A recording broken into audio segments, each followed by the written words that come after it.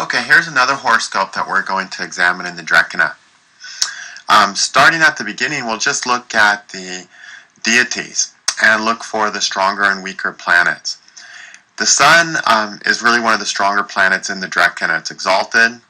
It's in Narada Drekkana. So that means it indicates a lot of new, unexpected, creative things in life.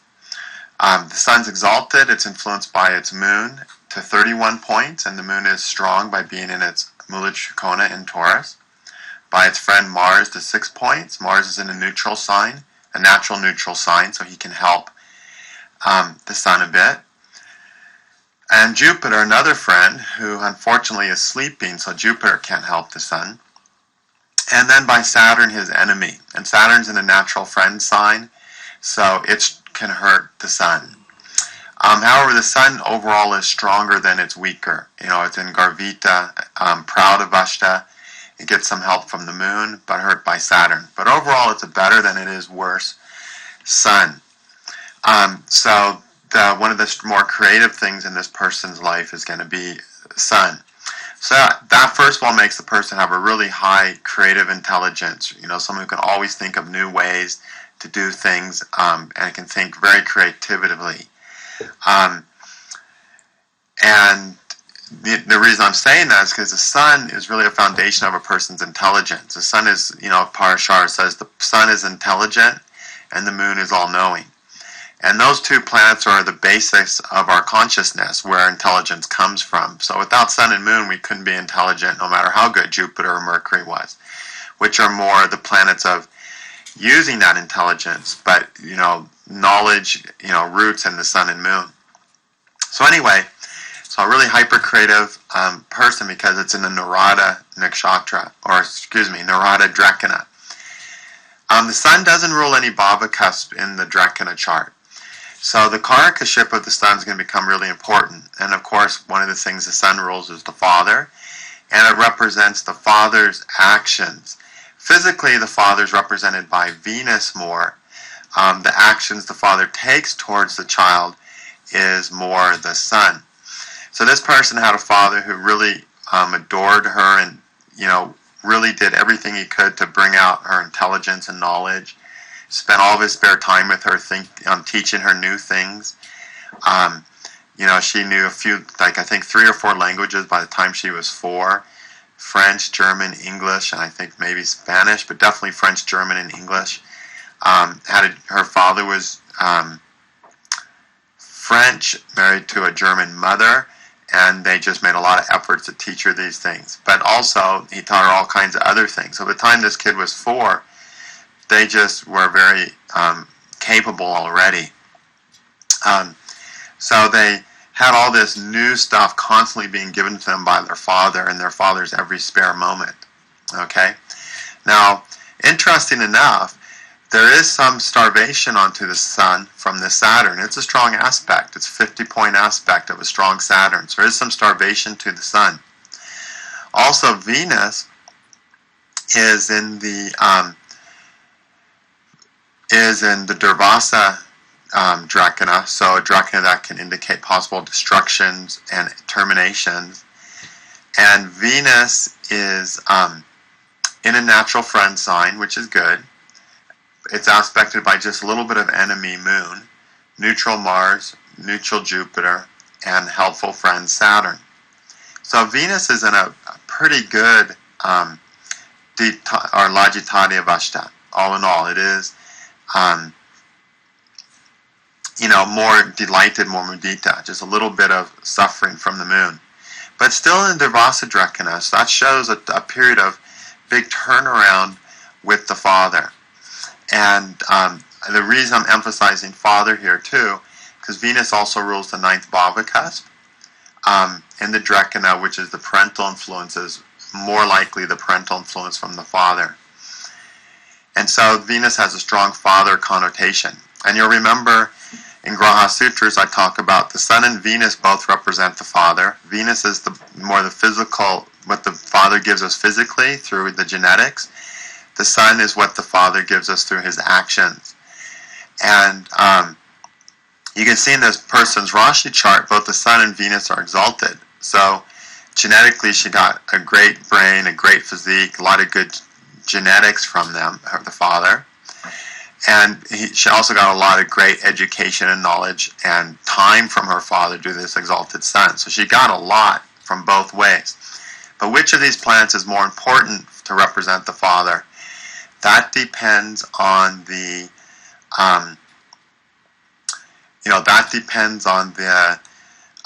stronger of the sun and Venus according to the Gemini principles. And in that, Venus becomes stronger. Okay? So Venus more strongly actually represents the father in her life than does the sun. And so the fact that it's in a Durvasa Drekkana does show a chance of some turnabout with the father. And what happened is when she was turning around 15, she started becoming estranged from her father, largely because of the efforts of the mother. And you notice that Saturn rules the fourth bhava in the Drekkana, which is the mother, and it's aspecting that great solar influence of the sun. Okay? And so that's causing some, difficulties of the mother upon the father's actions towards the girl. So at that point, the mother started talking about things that the father was doing that weren't good, weren't right, and started sort of making the girl wonder about her father. Okay, because there was that starvation of Saturn. The sun overall is good, but there's still a problem. Okay? So at that time, there was a big transition in her ideology regarding her father. And Venus is in, like I said, Durvasa Drekkana. Her father actually committed suicide shortly before she was 16. So shortly thereafter, he actually killed himself. And so we would want to look at the father completely. We'd want to look at the father's longevity and so on to see why he died at that age and everything. We're not going to see that just from the Drekkana. But from the Drekkana, with this ninth Lord Venus being there, we see parental influence, particularly with respect to the father, because Venus is the father, somehow being destroyed, okay, or frustrated, or coming to some termination.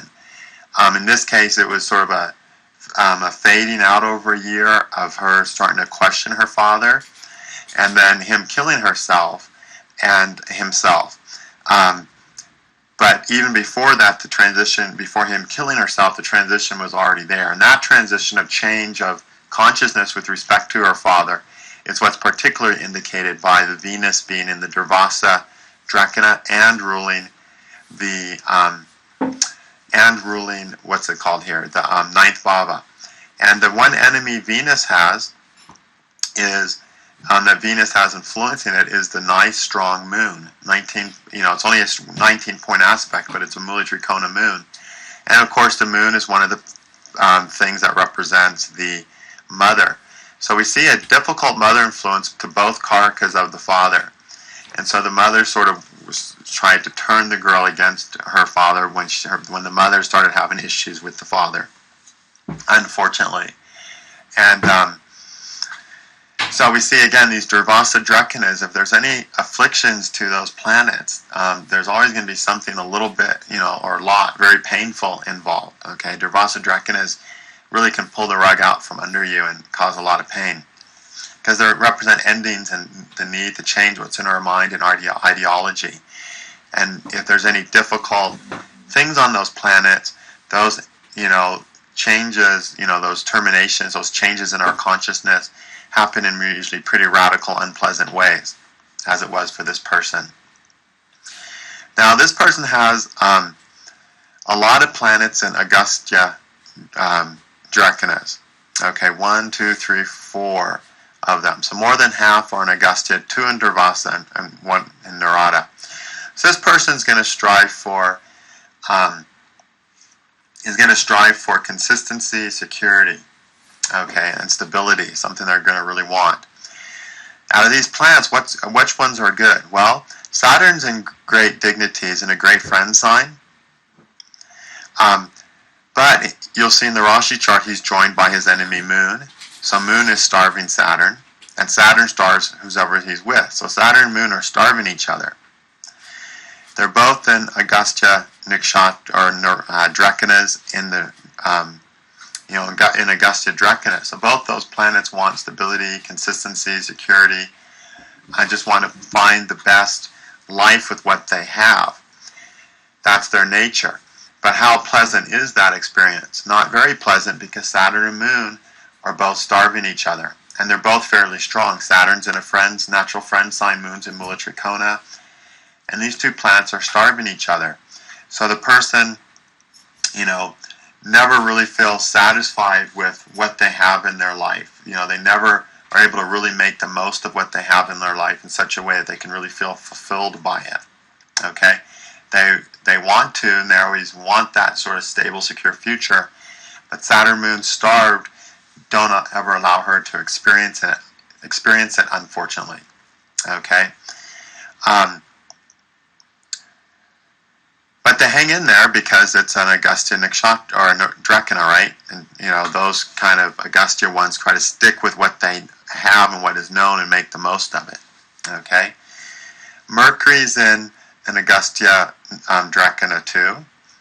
Mercury is in its natural enemy sign, sleeping. It's influenced by its natural enemy Moon, by Mars in neutral, by Jupiter in neutral, Saturn in neutral, and helped by Venus due to Venus being conjunct in the Rashi chart. Venus is in a natural neutral sign, so he could help Mercury. So Venus is helping, but then the Moon is hurting by Mercury being in its sign and aspecting. So Mercury is a little more starved than he is delighted by Venus. So it's not a great Mercury. So again, there'll be a desire to maintain friendships and other mercurial things and find the best of them, but it's never going to be really satisfying. So 3 of these 4 planets we've seen so far, when it comes to the stable factors in their life, the things they can count on, they're never going to be completely, really fully satisfying because there's too much starvation on those planets. Moon. Okay, the other one is Mars. Mars is in a natural neutral sign in the sign of Venus. It's aspected by friend Sun, a little bit of Moon, but then smashed by Mercury enemy, helped by Jupiter, but Jupiter's sleeping.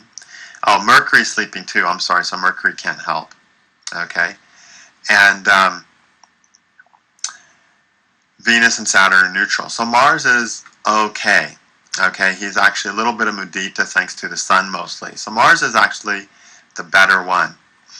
And just hold that thought a minute. I just realized that Mercury is in a water sign. So the aspects to Mercury from his enemy's Moon doesn't make him starved, it makes him thirsty. So again, not completely fulfilled with Mercury, but not as bad as I originally said.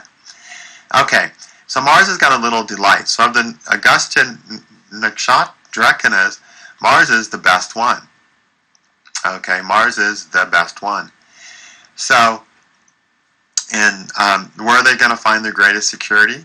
Well, 3rd house associates and 11th house, their groups and peers.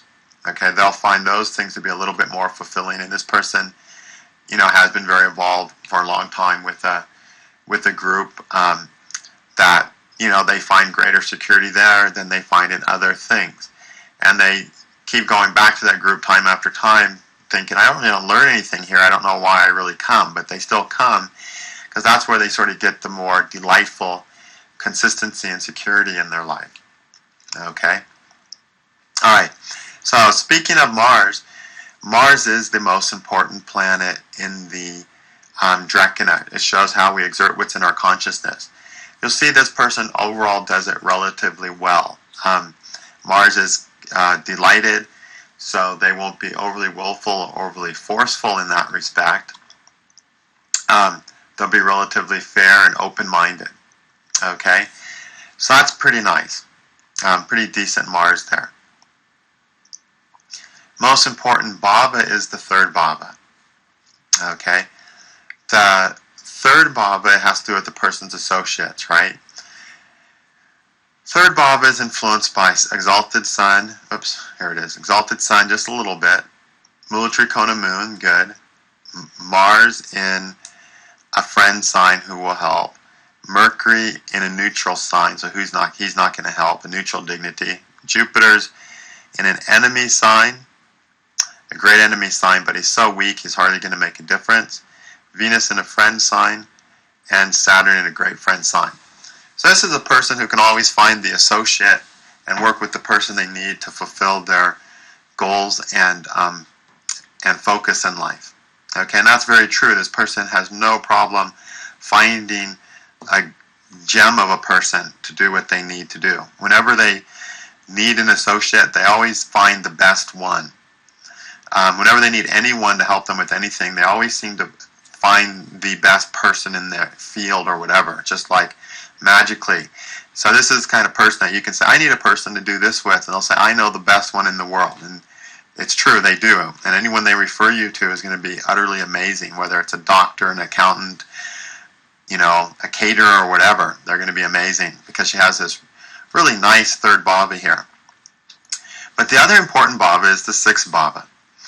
Sixth bhava falls in Pisces, and the sixth bhava is influenced by exalted sun, great, by moon, good, by Mars, by Mercury, who's in neutral sign, so he'll be indifferent, by helpful Venus and helpful Saturn.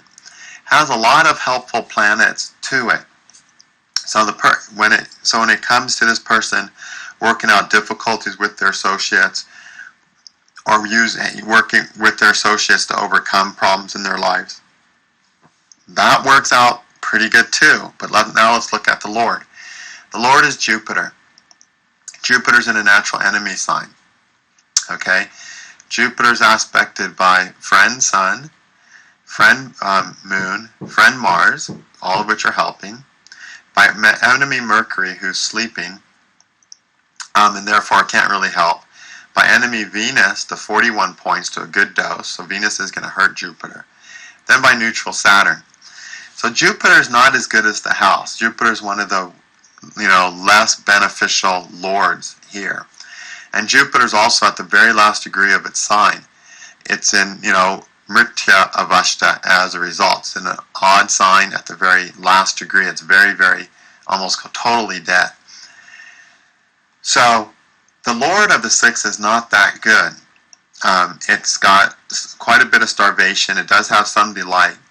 And so when it comes to working out problems, when problems come with their associates, they're really not into it that much. They're not that forgiving. They're not into making amends so much. They're not into working out things so much.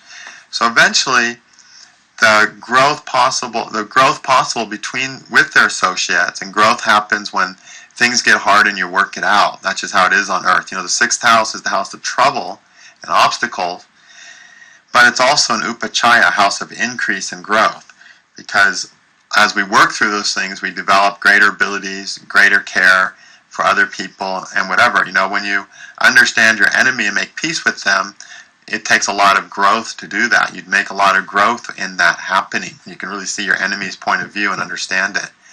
So this person is a little limited in that because Jupiter is not all that lively.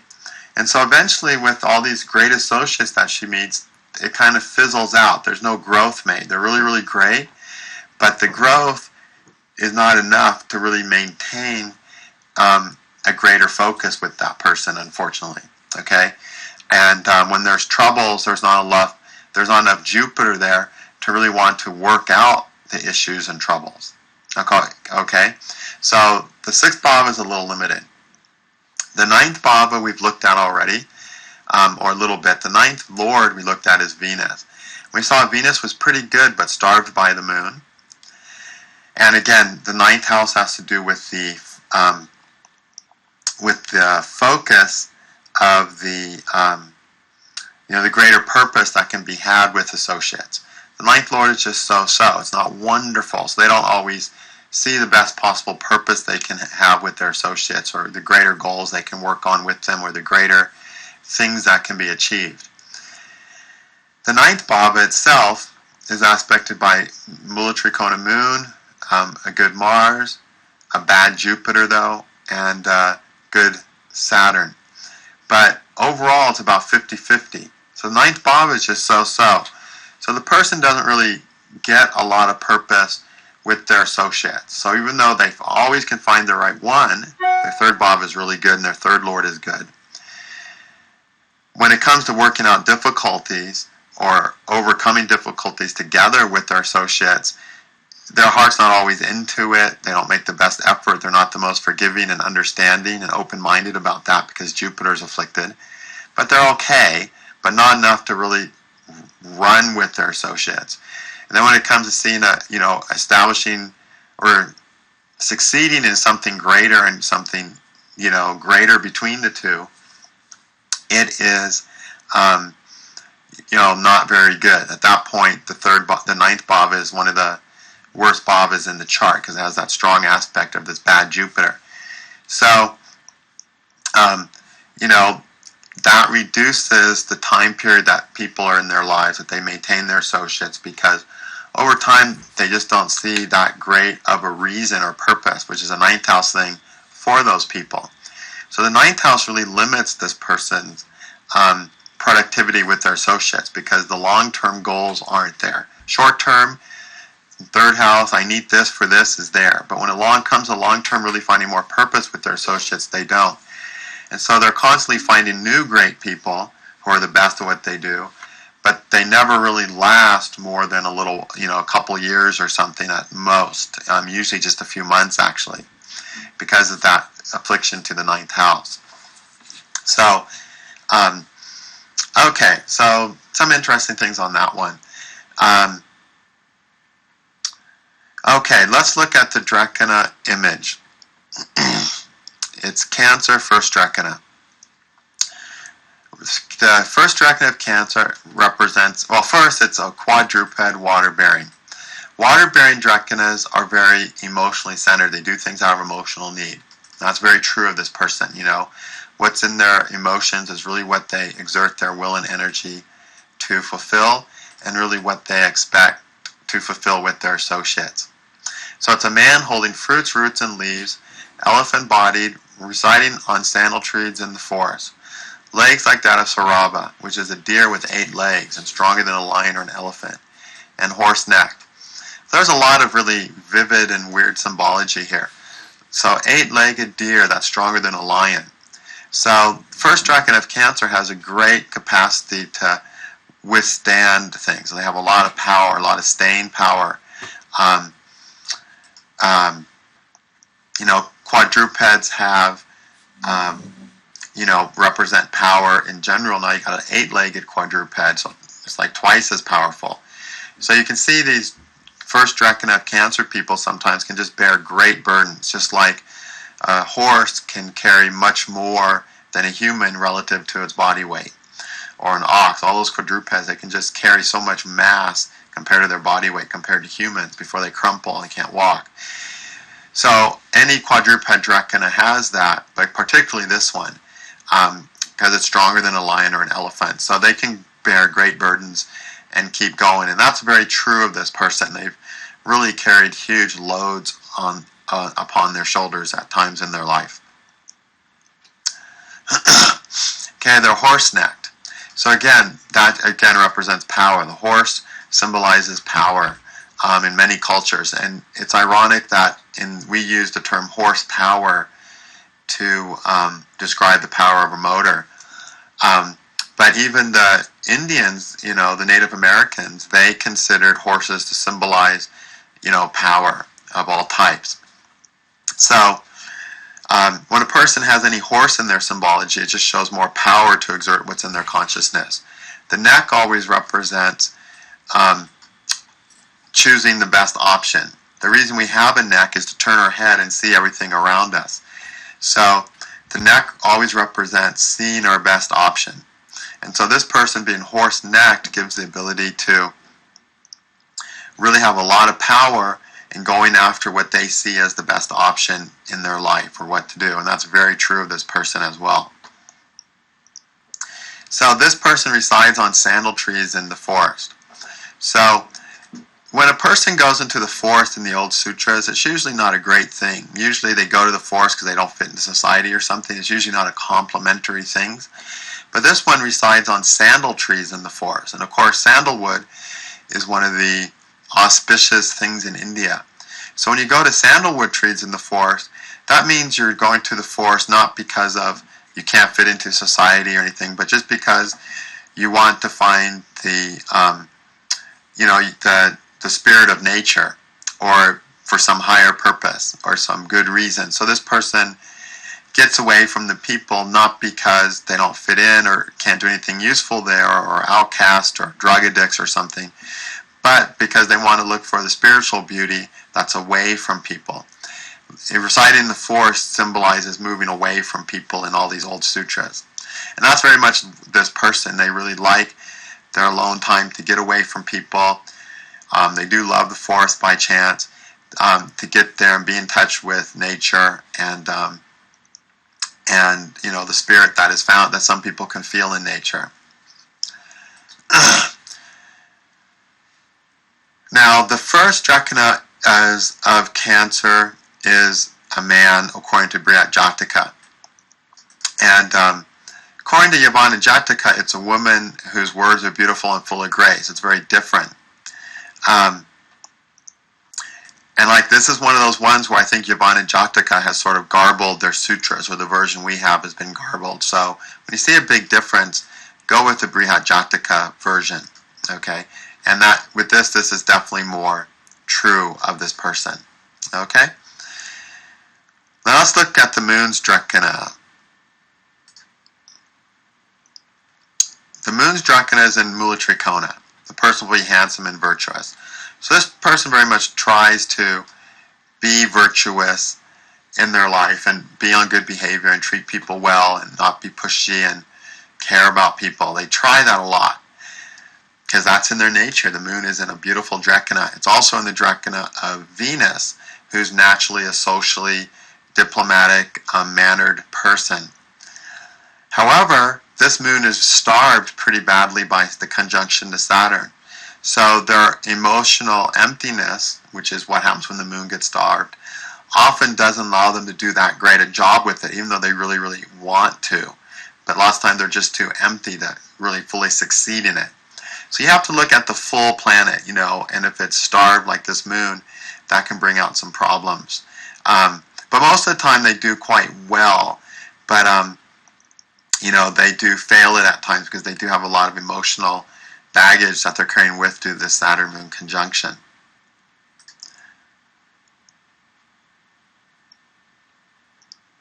Okay, the Lagna's Drekkana. The lower the Drekkana of the Lagna is strong, the person will achieve the status like that of a king. Well, this person's Lagna in the Drekkana is the moon, and it's in Mula Trikona. It's certainly strong. So this person has always, in whatever they've done, they've always been really pretty much the best or near best in their field. They're always someone who succeeds dramatically in what they do. Do they find happiness there? Not at all, because Saturn's starved. So eventually, the things they're capable of and they succeed in always just mean nothing to them. And they just feel like something they want to get away from, because they're approaching those things with a lot of need and emptiness due to the Saturn-Moon conjunction. But this person definitely has the power to succeed in whatever they put their mind to, and they always do better than everyone else there. So if you were in a class with this person, they're going to do the best in the class. No doubt about it. But after a little while of being it, they're not going to find any real happiness there because the moon is still starved, unfortunately. In a dual sign, the three Drekkanates will be, bad, medium, and good. Now this is a movable sign that she's in. So that means the first Drekkana of a movable sign is the best. The second Drekkana is medium, and the third Drekkana is the worst. So hers falls into the first Drekkana of Cancer. So that means it can take the best advantage, make the most of this Lagna, which is nice, okay? It just makes the person make the most out of Cancer. What is Cancer really trying to do? What's the goal of Cancer? The goal of Cancer is to evolve emotionally. And basically, Cancer is a sign of evolution and change that results from pressures of the environment, which is what evolution is. And Cancer can best do that to evolve and grow and change when it's the first Drekkana of Cancer. Simply because then the person's more changeable. They're not as rigid as if a different Drekkana is there. Okay? So this person definitely is a person who's evolved through a lot of things and constantly, wanting to evolve. They're very conscious of that. No surprise, because the Drekkana Lord is in Mula Trikona in its best place. And it's interesting when you think of that the Lord of evolution, the Lord of Cancer, which represents evolution, is the moon. And the moon is exalted in Mula Trikona in Taurus, really the most fixed earthly sign. And that's because evolution is about changing and evolving towards something better, more useful, but by keeping what's good and valuable. And that's what Taurus is all about. Taurus is about holding on to what's of use and value. And that's what evolution is. Evolution is not about just getting rid of everything and starting new. It's about keeping what works and constantly adding to that, and therefore becoming more resourceful, more capable, and more able. And that's very much of a quality of this person. But again, how much happiness can they find in that? Not full happiness, because Saturn is starving that moon. Okay? Anytime you look at this person's chart, we're pretty much going to see that the Saturn-Moon conjunction gets in the way of something. Okay. Now, looking at the description of Cancer Drekkanas, in the first Drekkana of Cancer is born an intelligent man who bows down to gods and the twice born, and does the duty of others. An unstable person, handsome, well-formed, and light complexioned, who is lucky with woman, has many children. And according to the other text, honor Brahmins and gods, be fickle-minded, fair in complexion, will help others, be intelligent, pleasing in appearance, will possess a fortunate wife, and be himself fortunate. Well, this person is intelligent. Like I said, 3 languages by the time they were 4, graduated from high school when they were 12, master's degree at 16. So no doubt there's the intelligence there. Bows down to gods and twice born. Yes, the person is always acknowledging people who she believes are saintly or are spiritually evolved. She has a great respect for those types of people. Always had an innate respect for those people. Handsome, well-formed, that's very true. Light complexion, very true for this person. Let's see, it says an unstable person in this one, and here it says fickle-minded. Well, that's true, because Cancer is very fickle-minded, and it's a changeable sign based on feeling and mood. It's a water-bearing sign, right? Drekkana. The first Drekkana of Cancer is water-bearing. It's very emotionally centered, and emotions change, and that will make a person more fickle. So that's true about this person as well. Will help others. Yes, the person helps others all the time. Will possess a fortunate wife or lucky with woman. Well, yes and no. This person always has somebody who's desperately in love with her. However, those relationships have always pretty much failed. Why is that? Well, it's because of this Saturn-Moon conjunction, 1st and 7th Lord starving each other. In the Drekkana, the 1st Lord Moon and Saturn, 7th Lord, are starving each other. So relationships always bring up so much emotional pain and burdens that they're pretty much just destined to fail for this person, unfortunately. And then she has got a sun, a strong malefic in the 4th from the Moon, which just makes her very independent emotionally. So it's just easier for her to be away from that person who's bringing up the Saturn-Moon trauma and pain and fears of abandonment, which Saturn-Moon in the 7th gives. So the person has been lucky in the sense there's always somebody who really loves her, that really wants to take care of her. But in the end, the Saturn-Moon causes her to freak out, so she doesn't actually have the marriage. She's had at least 3 men who were very, very committed to her. She was engaged to a billionaire. She walked away on the day of the wedding. There was a millionaire who wanted to marry her and take care of her, and after she broke up with him, he still tried getting her back for 7 years was the last count I heard. I don't know if he moved on after 7. My guess is he didn't, but for 7 years after she left him. Then there's another person who is not a wealthy guy, but a really great-hearted guy who would do anything for her. And again, after they got engaged, she sort of freaked out and left that one too. So there's just abandonment issues of Saturn-Moon here, and the starvation doesn't allow her to feel safe with someone. So even though she's always very lucky and the caliber of the men that come into her life are just really great guys who will give her the world if she would only let them. She's lucky in that respect, just as the Drekkana says here, but the chart itself has too much afflictions in that department to have had a happy ending with that. Okay? Alright, now let's go to that 22nd Drekkana Lord and see what's going on with that. In the Rashi, the 22nd Drekkana Lord is Saturn. And Saturn is ruling the first Drekkana of Aquarius, which is the 22nd Drekkana. Saturn's in the 7th. He's strong in its own sign, but is getting some starvation from the moon. Then Saturn is getting a little starved by Sun. Mars is trying to starve him, but Mars is sleeping, so he can't. Then Saturn gets a little help from Venus. So it's just a so-so Saturn in the Rashi. It's not enough for Saturn Dasha to kill the person, but it is enough for Saturn Dasha to cause the person some physical duress. Okay? Now,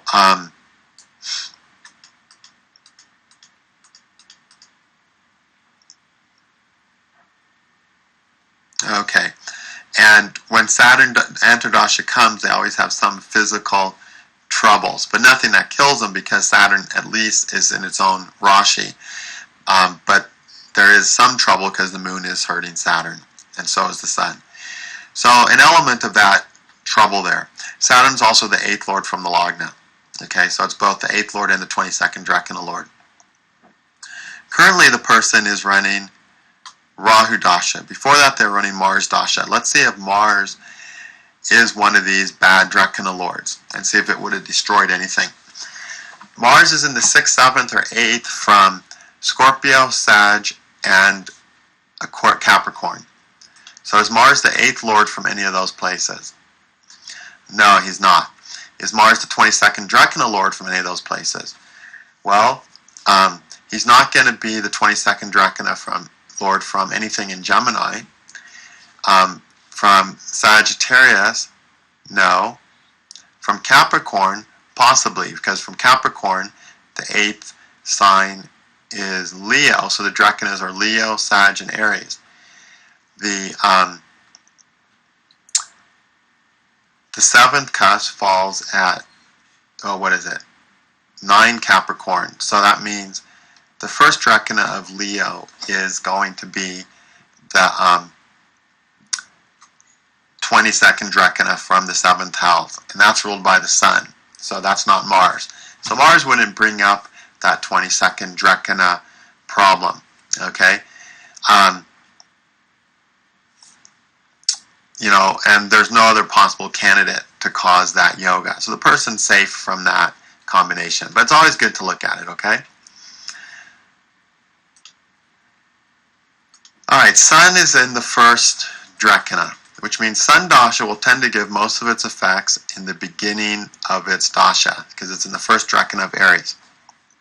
So, Sun was from end of 86 to 92. And the Sun is the 2nd and 3rd Lord exalted in the angle in the 10th Rashi from the Lagna. So that's going to help this person in their material life. Okay? It's going to help them establish their finances through a good job, most likely, because the Sun is all about career and a stable career. So that means there's a good chance they're going to find their career in Sun, or in Sun Dasha. Is it going to be in the first 3, the second 3, or the last 3 Antardashas? Well, with this Sun in the first Drekkana, it's going to be in the first 3. And in fact, because the Sun is exalted as well,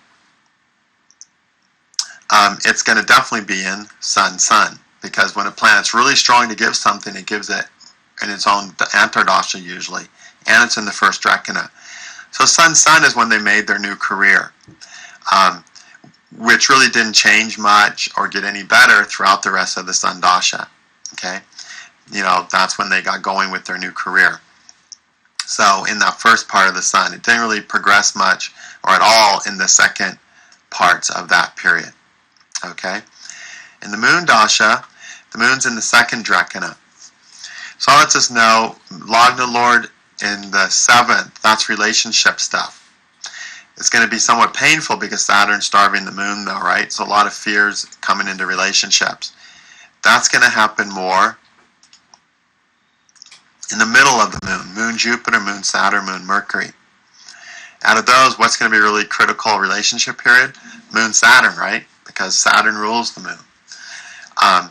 So that will be a making or breaking point for her in respect to having a relationship during that time, where a part of her will want to run because of the starvation, but then Saturn there represents a really strong-minded partner because it's the 7th Lord who tries to really stick her where she belongs, right next to him, and doesn't let her run during that period. And so that gives us sort of the path they're on at that time. Are they going to succeed in it, or did they succeed? Well, we'd have to look at some other charts. Like we could look at the Septumtia, and we can see there the moon is debilitated, unfortunately.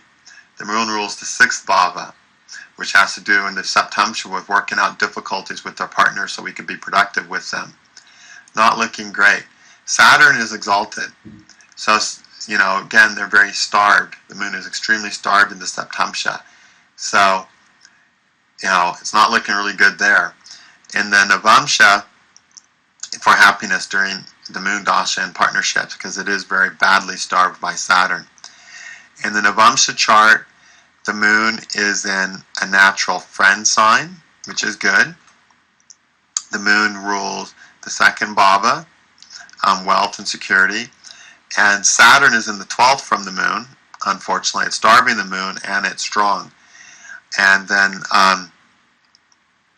Saturn rules the 8th bhava in the Navamsha, which is has a lot to do with change always. Okay, so because of that, in Moon Saturn, the starvation still was too great, and the worst relationship failing happened during that time in Moon Saturn. Okay, so whether the planet's going to give good or bad doesn't mean it's always going to give the best thing in the beginning and or middle or end of the Drekkana. But whatever big things it has to give, it'll give more of that in the beginning and the middle or end of the dasha, depending on what's Drekkana in. Moon is showing starvation and fear in relationship. That's going to happen a lot in the middle of the moon's dasha. Okay, it's always going to happen to some degree, but it's really going to come to a point at that time. And so that's the point where the person makes a big step away from relationships because they just don't find them fulfilling enough with this Moon Saturn thing going on, unfortunately. Okay, so you just don't really want starved planets in the 7th house. Moon Saturn, Saturn Mars, Sun Saturn, those 3 combinations always have a lot of power to destroy the house they're in, as a rule. And that's because when that happens, both planets will starve each other. It won't just be one starving one and then the other one being okay. They'll both starve each other, so you get double starvation with those combinations. And, that's never a good thing. So unless there's some really strong influences there, it's not going to be very helpful. And we can see in this person's chart, Saturn doesn't get a lot of help. He gets 4 points of help from Venus. Then he gets 10 points of harm from the Sun. Mars is smashing him to 60 points. And Jupiter's indifferent. So Saturn's just trashed. Even though he's in its own Rashi, he's trashed overall. The Moon gets some more help, but he's still got that strong Saturn with it. And actually, when Moon Saturn's together, we always blame it on Saturn. But usually the problem is the Moon. The problem is the Moon. Because the moon destroys the detachment that Saturn needs. Okay? Sure, Saturn's starving the moon, but the moon usually always picks up, because the moon has so many friends, he almost always picks up some points from friends. And the moon doesn't have any enemies, so there's no one else taking strength from the moon. So the moon almost always gets some help. So the moon is almost always better in a Saturn-moon conjunction than Saturn is. Okay? Because Saturn has lots of enemies who usually taken a lot of strength out of him. And then the moon is ruining him too. And this person's, that's been very true. They've had several great guys who were really devoted to her, who were really willing to do whatever it took to be with her, who you're totally committed over the long term. You know, guys who 7 years later, they're still trying to get the girl back, even though, you know, they're a famous person in Hollywood that can have a number of beautiful women. They still want that girl. They still want to take care of that girl. But the moon, which is her, the Lagna Lord, is what is constantly, you know, ruining everything. Saturn's actually getting hurt, is in worse shape than the moon is. So Saturn's the one who starved more, which is the partner. Okay? So, you know, it's really, we got to pay attention to those Moon-Saturn conjunctions and realize that it's not so much always Saturn hurting the moon, but lots of times the moon is taking more out of Saturn. And overall in this chart, well, sure, in this chart, Saturn's hurting the moon more, because then the moon's hurting Saturn. Saturn gets hurt more overall because there's other planets hurting him, and the moon gets helped by some friends. In the Drekkana, the moon, however, is hurting Saturn much more than Saturn's hurting the moon. And lots of other Vargas, if you look at this chart, you'll see that the moon is hurting Saturn more than Saturn's hurting the moon.